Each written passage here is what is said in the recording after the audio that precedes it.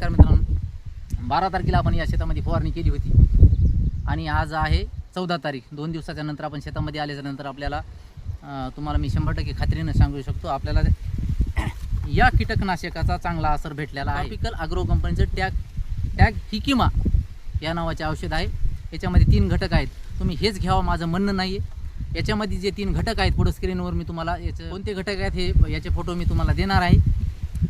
औषध कुठले बी घ्या, परंतु फवारण्याची पद्धत थोडी अलग ठेवा.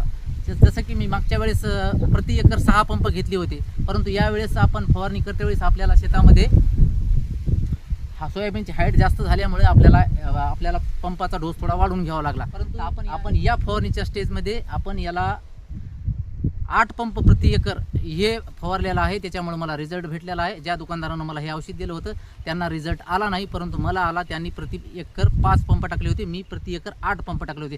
सोयाबीनची जशी हाईट वाढेल त्याप्रमाणे आपण प्रति पंप याचं प्रमाण जास्त करत असतो आणि त्यामुळे मला 100% चांगला रिझल्ट आलेला आहे. आणि याची आळ्याचं कंडिशन काय झालेलं आहे मी तुम्हाला पुढे एक आपल्यापाशी इथं आळी आहे ती तुम्हाला मी दाखवण्याचा प्रयत्न करतो. ही मला एक आळी अशी दिसलेली आहे, परंतु तुम्ही हिच्याकडे थोडं लक्ष देऊन पहा. हिचा अर्धा भाग डॅमेज झालेला आहे आणि अर्धा भाग म्हणजे सध्या तरी ही जिवंत आहे, परंतु काही कालानंतराने माझ्या मते ही मरणारच आहे. अशा थोड्याफार आळ्या मला दिसल्या. हेच औषध घ्यावं माझं काही असं उद्दिष्ट नाही आहे, परंतु वरील आळ्यांसाठी मला एक परफेक्ट कॉम्बिनेशन बसलं आणि त्याचा मला चांगला रिझल्ट आला. आता फवारण्याची पद्धत मित्रांनो माझी अलग असते. आपण आपल्या शेतामध्ये सर्व व्हिडिओ आपल्या यूट्यूब चॅनल फेसबुकच्या याला टाकत असतो.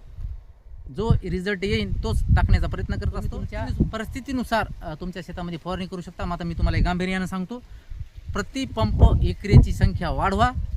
मागच्या वेळेस जर 4 पडले असतील तर आता 6 करा, 6 पडले असतील तर 8 करा.